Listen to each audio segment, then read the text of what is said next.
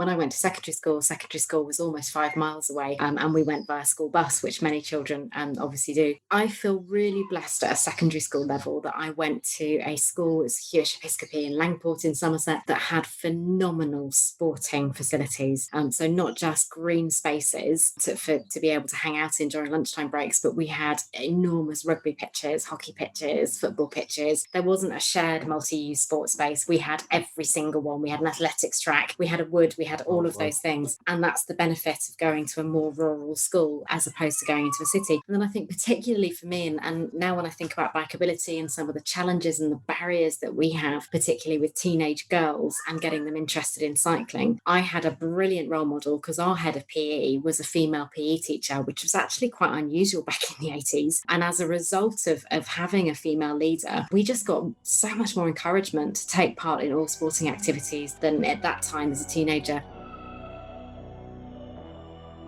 From Coordinate Sports, it's The Drive Phase, a show about sports founders, leaders, and experts, and the stories behind their business journeys.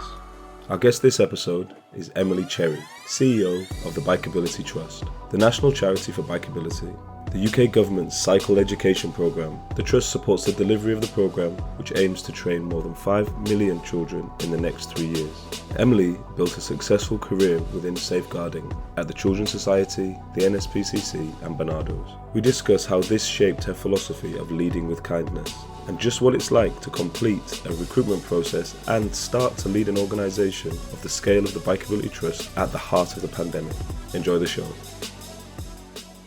Hey, so I'm delighted to welcome Emily Cherry, Executive Director of the Bikeability Trust, to the show today. The charity is responsible for coordinating and managing the bikeability scheme across England with the mission to train 5 million more children over the next 3 years. So Emily, really delighted, and it's a pleasure to have you on the show today. What a pleasure to talk, James. Thank you so much for the invitation. Yeah, I think I got the numbers right. So the mission is an extra 5 million, but you've already trained over 3.5, is that right?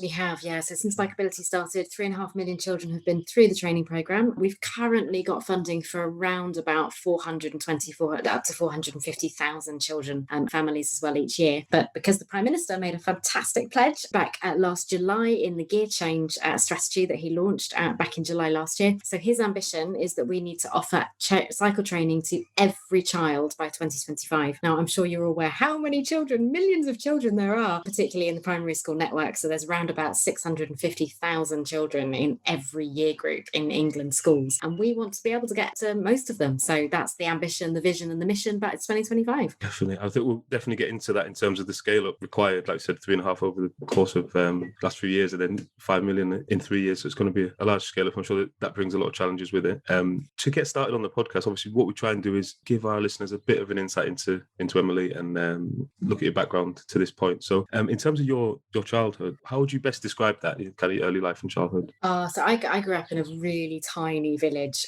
So in rural, deepest, darkest Somerset, I lived probably 1.5 miles away from closest friends. So walking and cycling to see friends was absolutely the feature of my childhood and my teenage years as a result of that. So I grew up near Glastonbury, which is where people will know it because of the pop festival, right? But they won't know the village that I grew up in, which is a little bit further away from that. But, beautiful place to grow up. But we didn't have a bus service. In fact, we did. It was once a month on a Wednesday afternoon, which is no good to you as a teenager, is it, to go shopping when you're in school. We didn't have a shop. We didn't have any of those local things. So it was beautiful from a sort of a safety perspective, but quite isolating with not being able to see your friends so easily. And of course, the days before social media and phones, right? So, we had to physically really work hard to get together and see friends. Yeah, it sounds idyllic, but what was that like? Do you feel, we talk about it a lot now in terms of like isolation and things like that. Was it isolating at all? Obviously, nice community around you. Didn't feel that? Yeah, when you sort of look back at it now, and you look back, because I've got children myself, so my children are 10 and 12 now, and I just see how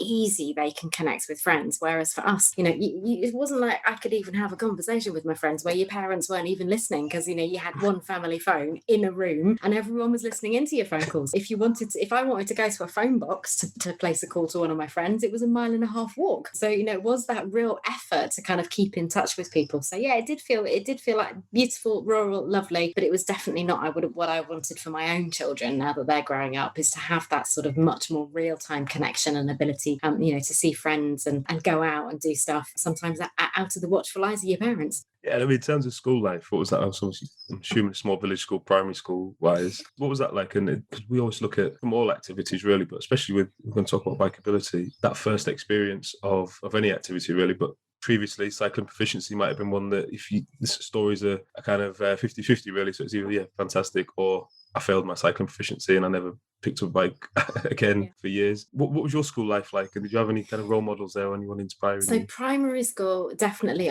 we didn't do cycling proficiency. It wasn't there. So it was very much my parents kind of taught me to cycle. And I did cycle every day to school. When I went to secondary school was almost 5 miles away. And we went via school bus, which many children obviously do. I feel really blessed at a secondary school level that I went to a school, it's Hewish Episcopi in Langport in Somerset, that had phenomenal sporting facilities. So not just green spaces to be able to hang out in during lunchtime breaks, but we had enormous rugby pitches, hockey pitches, football pitches. There wasn't a shared multi-use sports space. We had every single one. We had an athletics track, we had a wood, we had all of those things. And that's the benefit of going to a more rural school as opposed to going into a city. And then I think particularly for me, and now when I think about bikeability and some of the challenges and the barriers that we have, particularly with teenage girls and getting them interested in cycling, I had a brilliant role model because our head of PE was a female PE teacher, which was actually quite unusual back in the 80s. And as a result of having a female leader, we just got so much more encouragement to take part in all sporting activities than at that time as a teenager. A male role model would have inspired me. And, particularly when as a girl, you go through the teenage years and there's lots of angst and self-confidence and body and self-esteem issues and all of those things, which are so natural for teenagers to go through. Just having a female leader who could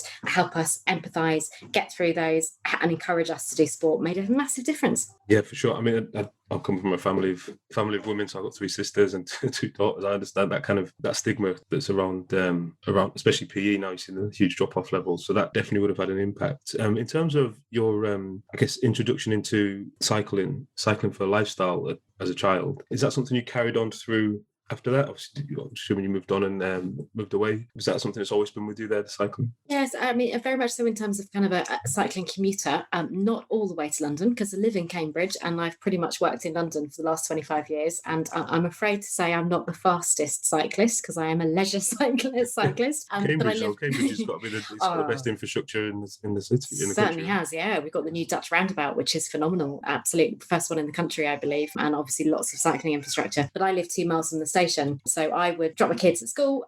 So another 1.5 miles from my house, drop them to school, cycle on the 2 miles then to the station, then get on the train. And then quite often in London, being different meetings, I'd much rather take one of the loan bikes and go to meetings and jump on a hot tube. So it's always been there as sort of part of sort of commuter behaviour. And obviously cycling and walking my children to school as well has been something we've tried to do. Although my daughter will tell you she's very much a fair weather cyclist. She will still try and persuade me in the winter and when it's very rainy that she would much rather that we drove her. But we have those battles daily. Yeah, definitely get the ponchos out and get to school. Yeah. In terms of your, I guess, moving on from school into kind of early career and prior to the Bikeability Trust and the role that you're in at the moment, I know strong focus on safeguarding and child protection and even I guess justice for children. And where do you think that came from?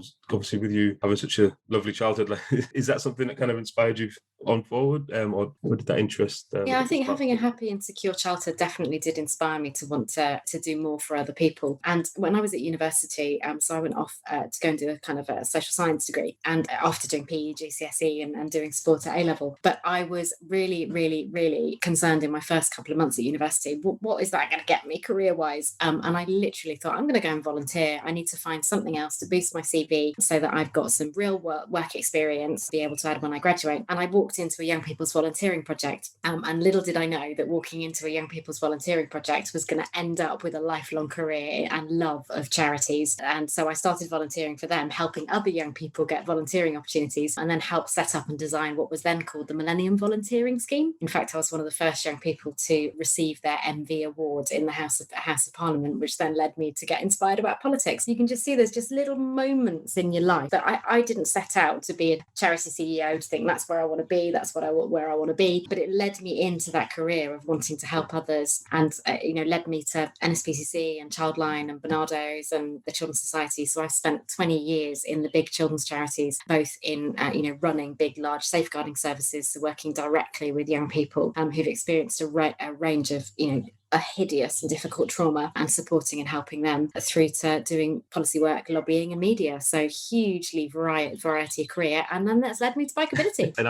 I'm definitely sure you're going to use all those kind of experiences and skills in the current role. From the safeguarding point of view, though, I'm assuming that cycling as a tool, not just bikeability, but in general, cycling as a tool, we all know about benefits outside of that, multitude of benefits for health and well-being, etc., and stress relief and things like that. From a safeguarding point of view, though, do you utilise those kind of experiences and skills with how you're setting the policy and the strategy for bikeability moving forward? Yeah, very much so. And I think, the thing that we don't talk enough about at cycling is, because I've got a background of working with vulnerable young people and violence against women and girls as well, and domestic abuse, actually cycling can be a really important independence and a means of getting away from an abusive situation if you haven't got access to a car. Cycle can do that. And I think that's something we should be talking more in the cycling community. But certainly one of the first things that I did when I joined Bikeability a year ago is I looked at all of the safeguarding policies and procedures that we had in place to make sure that they were absolutely watertight, that we had best practice in place. And although largely bikeability is delivered via the school system, and of course you will have the school responsible for safeguarding, our instructors are now delivering training to individual families. So they're seeing families outside of the family home, but together they'll be witnessing family dynamics. The potential for them to pick up on signs and indicators for abuse is actually quite high. So we needed to, put that in place and make sure that our instructors are confident in picking that up, and then knowing how and when to report that. We had a phrase at the NSPCC many years ago in one of our campaigns where we used to say, just don't wait until you're certain. So don't sit on information, because you could have the information piece of the jigsaw that would keep a child safe. And that's the sort of the core message that we've been trying to get out to our instructors. And we've also worked with NSPCC in this period, and we've actually secured a discount to safeguarding training for all of our instructors, so that they can get the best quality training to recognise the signs of abuse and know where to report. Definitely, and I'm assuming that's a huge challenge. As you're setting the policy at a national level, and then it's about that, and it is just my curiosity about how that gets disseminated out for the policy and practice, essentially. So obviously you've got the document that underpins everything, but knowing just what to do in those instances or those disclosure moments and things like that. And is that passed on down through the providers and for training, or is that something that's done centrally or just through partners? Yes, we've got our central policies, and then what we've just done for our training providers. So how Bikeability operates, if your listeners are not entirely sure, is we distribute all of the grant funding via mostly local authorities, but we've got a large number of school games organisers as well who we grant fund. So we give them the money, and then they have to contract a training provider, and those training providers have to be registered with the trust. So we have to be confident they've got the right policies and procedures in place, and that they're employing bikeability instructors who are also registered with us and have been through the First for Sport recognised cycle training programme. They are registered instructors. So as a result of that, we can see all of that kind of the connections between them, that they've got the right policies in place, and then we will go in and do quality work as well. So if there is ever a serious incident, the requirement is they need to pass it on to the trust, and we'll investigate, we'll look at it, and then as the safeguarding lead for the organisation, that would come to me to look at. But equally, we are absolutely there to support our training providers. So if they're ever just niggly worried about something, they can call up and the trust will help and support them. You've touched on a lot about the Bikeability Trust. I know I'm really curious about, and maybe give the overview shortly, but curious about how it was to start in the role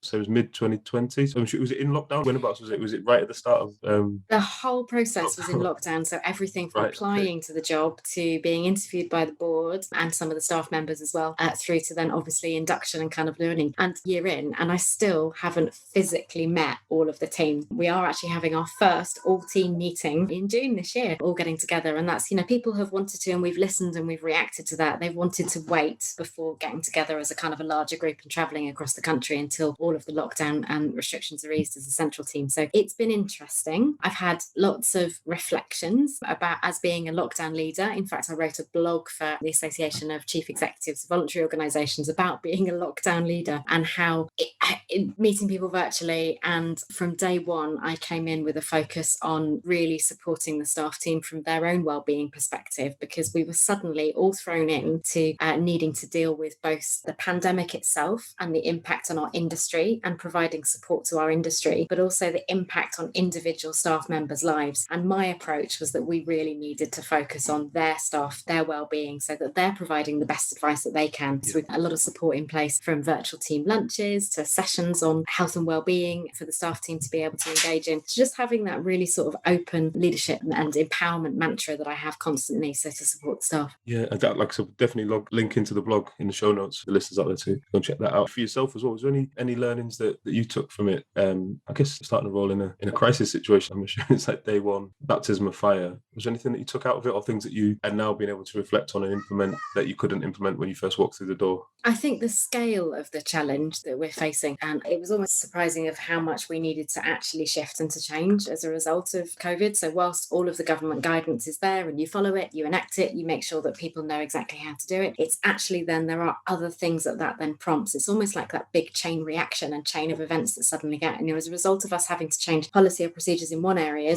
actually there was a whole load of unintended consequences that would mean. And sometimes you can just work too fast, too quickly at pace, because you've got to get the information out because people are desperate. I guess policy was vague as well, wasn't it, back in at that point? Yeah, it was kind of up to your own interpretation. A lot of shift every few days, and rightly so, we worked very closely with the Department for Transport. So it wasn't just that we could just write guidance and get it out, which is what our providers wanted, but everything needed to be checked with department colleagues. And of course, they were dealing with a multitude of other crises and things across government. So sometimes we'd have liked to have been faster with our communications. We would have liked to have given clarity sooner, but it was just that process of really needing to get things core thought through, core signed off, so that we were giving everyone what they needed rather than when they needed it. Sometimes was a bit of the difficult and sort of thinking back about and reflecting where we could have done better. Probably one good thing is that you get to know your teammates quite well in a crisis, and you walked into that. So my second thought on starting with the Bikeability Trust, obviously you're coming into an organisation that all organisations are passionate about what they do, all charities are passionate, cyclists and cycle instructors and people involved in cycle development would be,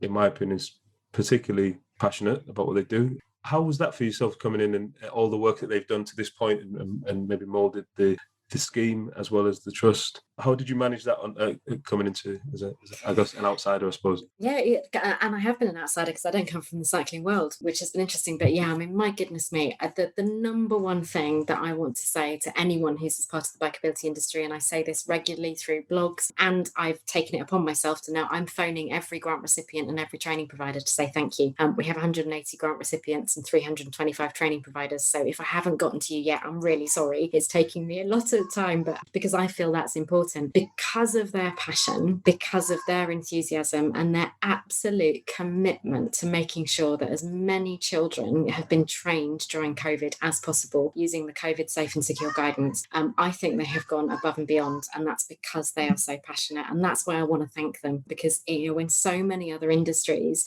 have not been able to secure additional government support, and we were able to do that, when so many other industries have had to just stop doing any form of delivery. Actually, it was only in the first lockdown in which we were not able to operate, so the one back in March in 2020, we've continuously operated through all of the other lockdowns in training children and families. And that's because of the dedication and the passion of the cycling community. And where our new strategy is really clear, and we launched the strategy back in October, is the trust it is now really committed to listening and engaging more with our industry. So one of the first things I did on my first day is I sent an email out via our stakeholder newsletter, giving my email address and inviting people to contact me. I'm here, I'm induction, I'd love to hear from you. I had 6 emails from thousands of people that went out to, and I was actually really disappointed with that.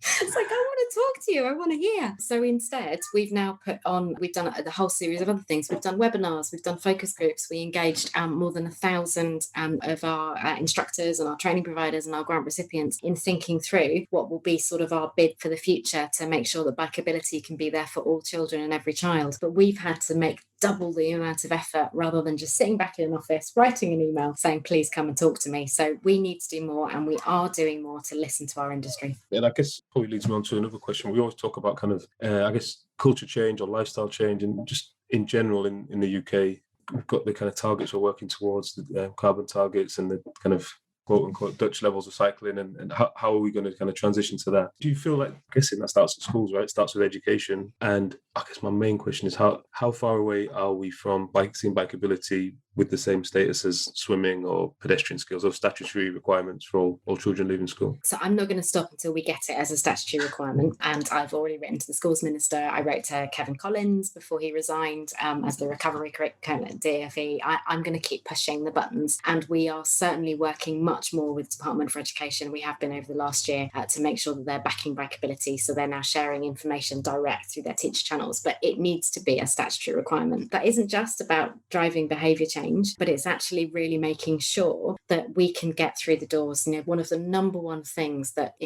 instructors and training providers tell me is that if you've got a head teacher who's enthusiastic about cycling or a lead teacher, you'll get in the door really quickly. If you've got a teacher who's like, well, Ofsted don't inspect me, it's not part of the curriculum, why should we deliver this as an additional skill for our children? It's really hard to persuade that person, that head teacher, to let you in the doors, even though we're bringing the funding, the expertise and the skill to be able to do it. So if it was statutory, it would unlock the door an awful lot easier. So we're not going to let go of that one, and I'm going to keep pushing it because I strongly believe it needs to be a statutory requirement, like swimming on the curriculum. But the other thing that we need to do more of is, so you talked about cycling rates to schools. I mean, they've stayed stubbornly low. So when nearly 48% of children in the UK aged 5 to 10 own a bike, and we need to do something about the other 52% in making sure they've also got access to bikes, only 3% are cycling to school. But then when we did survey work with Sustrans for Bike to School Work week last year, 72% of parents said they want their children to cycle more to school. I think it's 87% of children agree that bikeability should be statutory on the curriculum. But the number one thing that is stopping both parents and children is safer routes to school, and it's road traffic and road danger and perception of safety. Now, we can do a lot of teaching them the skills on bikeability, absolutely, and we can do that. But until we've got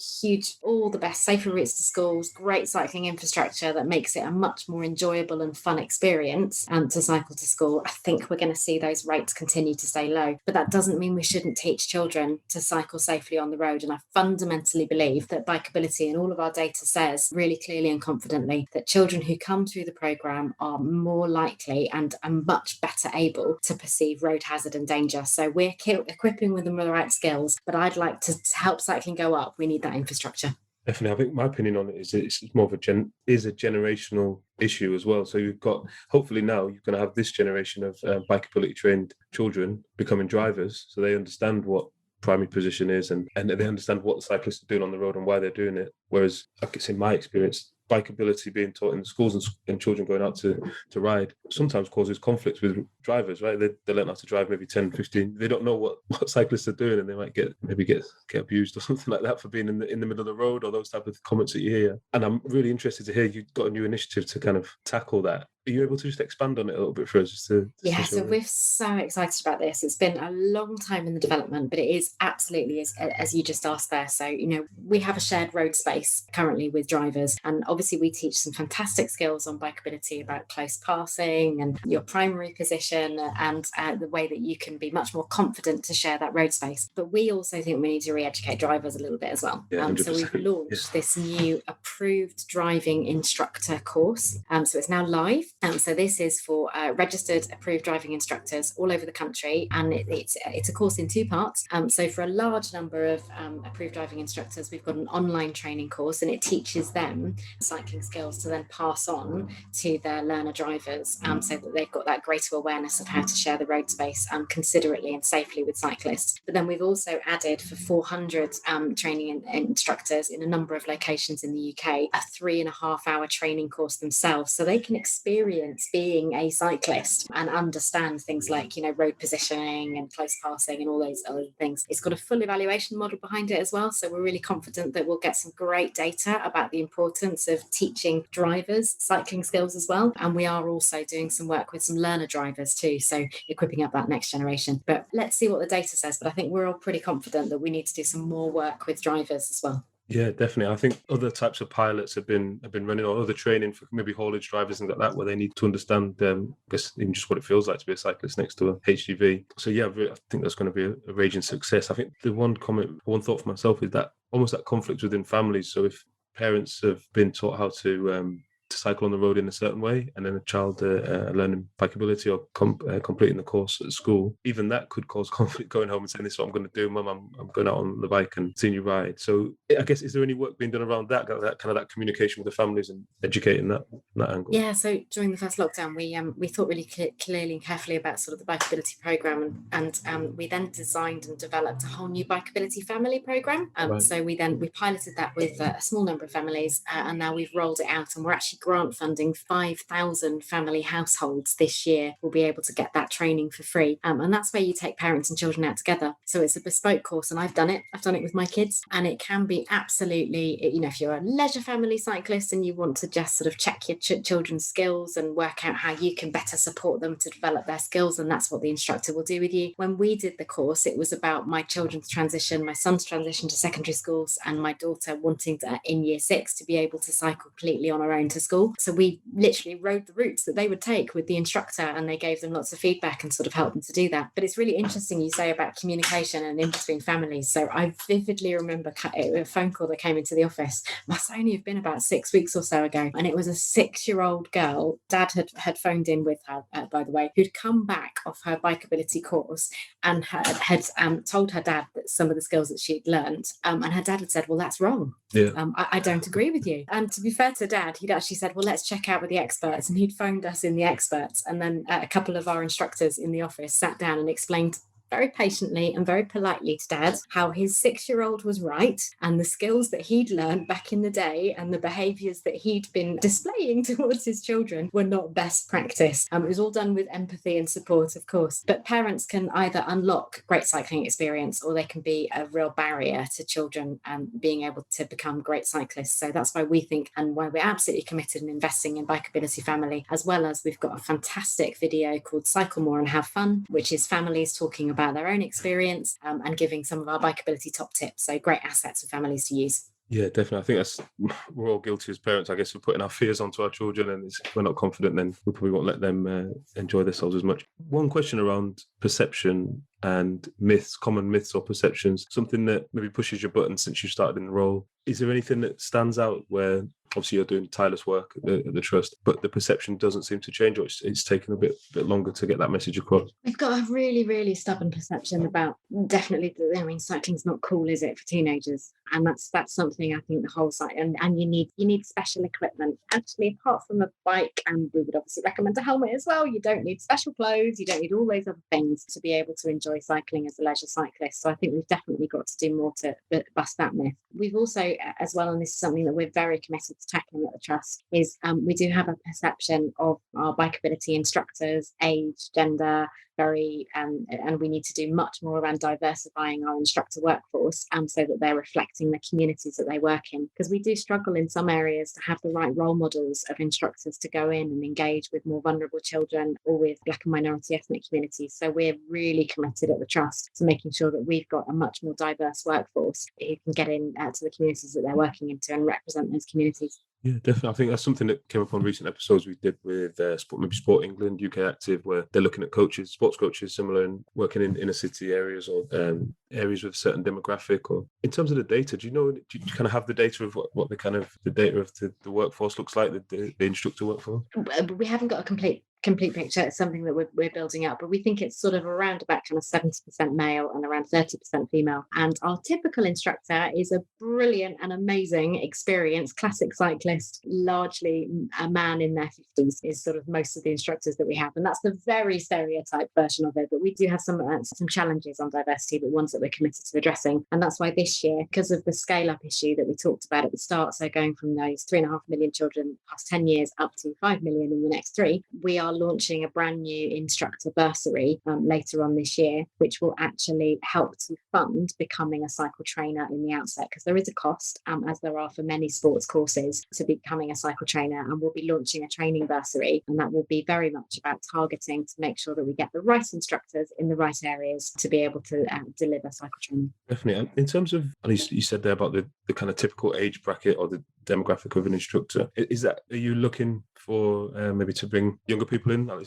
there's a large emphasis on young people, employment opportunities for young people. Is that a focus for young people coming in? Oh, absolutely, 100%. I would love to see a lot more young people coming in. I mean, we're currently looking at things like the Kickstart scheme and kind of apprenticeship schemes, and there are opportunities there that we could work with young people. But I love some of like the British Cycling Ride Leaders programs that they do with young people. I mean, these are all phenomenal opportunities. And if there are any sports coaches out there that are thinking, oh, this is another string that I could add to my bow, another offer that I could do, particularly if you're a self-employed sports coach who's already working with schools, becoming a bikeability instructor is something that we would really strongly encourage you, so that you've got, another discipline that's added to what you can offer to local schools. Definitely, and they bring in those transferable coaching and communication skills that they've already got from another teaching every day, other activities or sports. Just touching on that freelancer model there, you said like a self-employed sports coach or self-employed. Is that kind of how the industry works at the moment, generally self-employed or freelancer? And I guess following on from that, is there any challenges around kind of the recent rulings, so like let's say Uber or those type of the gig economy rulings that are coming through? Yeah, so this is definitely a concern for us at the Trust, and it's something that I'm doing quite a lot of work on with our training providers. So the bikeability model it's not one size fits all. So you will have some, large organisations, large cycle training organisations that employ, up to 100 cycling instructors, and they will be on employed contracts. You have others where local authorities will bring them in as in-house instructors, and then they'll be employed under the local authority structure. But we do have still the vast majority, or actually it's around about 40% of our instructors have told us they are on a purely self-employed basis. And we need to tackle that. We need to change that. We need to make it a lot more attractive to be an instructor. And that's why we're running an instructor retention campaign across this next period. We need to make sure that they've got more viable work opportunities. So getting more grant funding in, getting to every child, making sure that instructors have got enough work. And I have to say a huge thank you to the Department of Transport, particularly the Secretary of State, Grant Shapps, that, in this period, so the bikeability grant per head had not risen since 2007. It's nearly 14 years since anyone had a proper pay rise. So not in line with inflation, or not in line with inflation. Minimum wage increases, etc. Yeah, we've been able to change that. So during this, what is difficult for economic times right now, we've actually been able to rise the grant per head level. So our training providers are now able to get a little bit more, and we've insisted that needs to be passed on to instructors and training providers, because they are the lifeblood, and we could not do this without them. And we don't want them to leave the industry because they're not getting the right pay and conditions. But it is an area we need to do more on. I'm working with the union. We've got an Independent Workers of Great Britain union, have a cycle training branch, and I work with them regularly because we're really listening, we're really engaging, and we want this to be an attractive career opportunity. If we're going to get to every child, we need at least 1,000 new instructors to join. That's a big challenge. Yeah, definitely. Like I said, it seems like you've got that holistic view of improving the instructor base and that demographic. Because you said freelance work maybe lends it to people who don't maybe need the money as much. Maybe it's additional work. So yeah, that's it sounds really positive moving forward. What we tend to do is kind of look at a bit more personal questions around how you lead, really, and what it is that maybe you put in place, or if you have any mantras, business mantras, or just maybe a focus of how you go about leading a team, especially now with a remote team, fully remote and dispersed across the country. So have you got anything that you kind of always employ in all of your roles? I mean, it's always been, and I would always try and aim at, I'm always trying to lead by kindness. And even when you've got to give constructive and difficult feedback to people, I'm always trying to do it with kindness and empathy in the way that that's delivered. Because, you do need to do performance management in a leadership role. You do need to make difficult decisions, but I always try and do it through the lens of kindness and being as transparent and open as I can about why decisions are taken. And then my other leadership mantra is, for me, this is not, I'm genuine about listening and engaging. I'm not always going to agree. I'm not always going to be able to implement what everyone wants me to implement, particularly when you've got thousands of people's voices that you want to listen to. But I'm absolutely open to listening and engaging. And I would always say to the team, we have not got to be closed off to ideas. If we just think, well, we're doing it in the right way, actually, we might not be doing it in the right way. So let's be open to listening to that. But we do have to take decisions and then push them through. But if we can do that openly and transparently and with kindness, that's what I aim to do. Definitely, and everyone wants to have a voice as well, right? So if they feel like they're not heard, hopefully that's improving. Like I said, maybe you're getting more responses than 6 to your emails now. So do you have any routines or habits, obviously aside from cycling? Do you have anything that you kind of put in place to either protect yourself, your well-being, or to work at a high performing level and lead a national organisation? Did you put anything in place? When I need some thinking time, I walk up the end of the garden. And actually, this is going to sound sometimes a little strange, but I actually do weed as well. So weed in the garden, just going out for 5 minutes and pulling out a few weeds. It's surprising how many thorny, excuse the pun, issues that you can actually work through by just pulling out a weed in the garden and by just quietening your mind for a little bit, doing a bit of kind of mindfulness. I'm also the trustee of a mental health charity, My Black Dog, which is a charity that provides peer support for individuals with mental health difficulties. So, I'm a strong believer in meditation and mindfulness and looking after your own sense of well-being as well. And that's just really important to me. And it's just lots of time with the family as well. I mean, this has been a fantastic period for rebalancing work and family life. And that's what I keep saying to the central team constantly. My mantra for them is also be task focused and not time orientated. I'm not going to count the hours that they're working. It's about let's get the job done. Let's get the things that we need to do. But if you need to pick your kids up, if you need to put the washing out, if you need to let the plumber in because you've had a plumbing emergency, no one's going to criticize you for that. Love that task focused and not time focused. So it sounds like you probably be getting a lot of job applications with that with that approach. You're working remotely at the moment.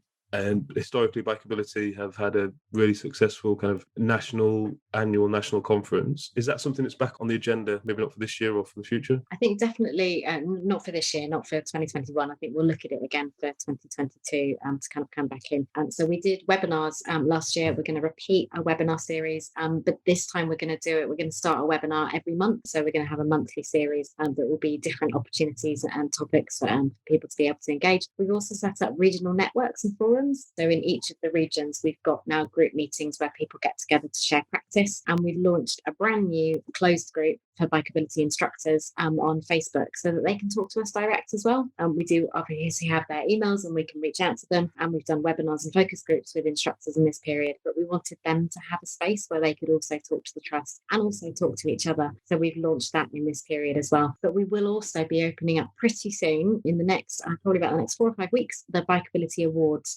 So we do these every year. They will be virtual again, but a lovely opportunity to just thank and recognise the superstars that exist across the bikeability industry. Obviously, may have been impacted by the pandemic, etc. But in terms of the 5-year vision, got the 5 million trainees in 3 years, but what does the trust look like in the next 5-10 years' time in your mind?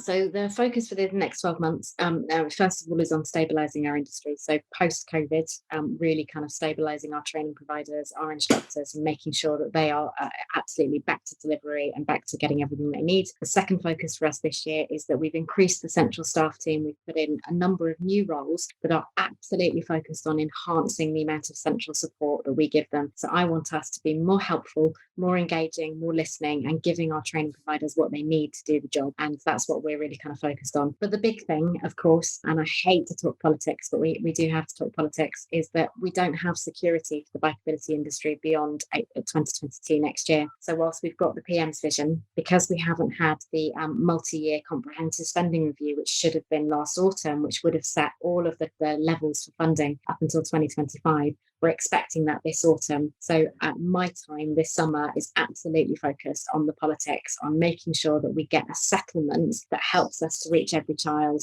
supports our industry, and make sure that we've got everything in place to be able to make that target of every child by the end of 2025. So a bit of instability, but a real opportunity to get there and build the system that we need. Definitely, it's such a running theme across our show in terms of telling that story of how everything that we're doing as an industry, so delivery, physical activity, it's all proactive, and it kind of, the return on investment's huge for the government across all areas, and just public health and well-being. But I guess society I am so grateful to, I've really said, Grant Shapps and the Secretary of State have been fantastic in their support, as has Chris Heaton Harris, the Minister of Cycling, who came out and did a visit with me during this period. But the department officials, and I have to say that there is such a love of bikeability. It's not just the industry who is passionate about bikeability, so is the Department of Transport, and that absolutely shines through with they go above and beyond every single day, the officials and the ministers that we work with, because they really want to secure this future for children, and they so strongly believe in the programme. So I'm so deeply grateful. They've got 1,000,001 other things to focus on, but they love bikeability, and because they love seeing children get out on their bikes and choose active travel. Yeah, I mean, what's not to?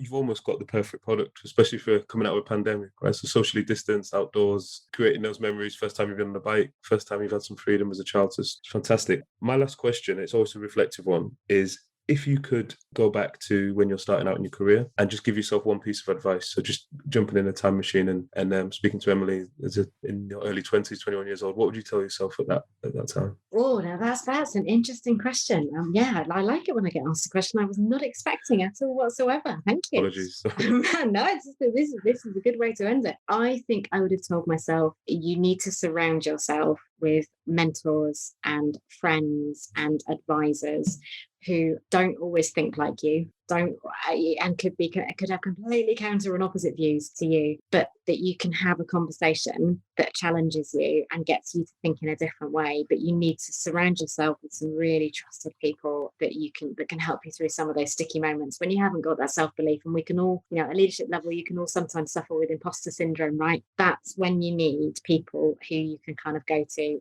who will bring you up, but also really challenge you. And I'm really grateful that I've got a few of those people in my life. Fantastic. Thank you so much, Emily. Appreciate your time. And all the things we've mentioned, we'll link those in the show notes. And yeah, just appreciate you giving up so much time to talk us through the Bikeability Trust and your role there. Oh, it was a real pleasure. Thank you so much for your time. It was great to spend time on the podcast. Thank you for listening to this week's show. You can subscribe anywhere you get your podcasts. If you'd like to get in touch with us, you can write to us at dryphase.podcast@coordinate.cloud, tweet us at coordinatesport, or follow us on Instagram at coordinate_sports, or on my account at James_ventures. This episode was produced by Nancy Kwamboka, with support from Claire Goodchild and Lola Small, with special thanks to Rochelle. I'm James Moore, and you've been listening to The Drive Phase from Coordinate Sport.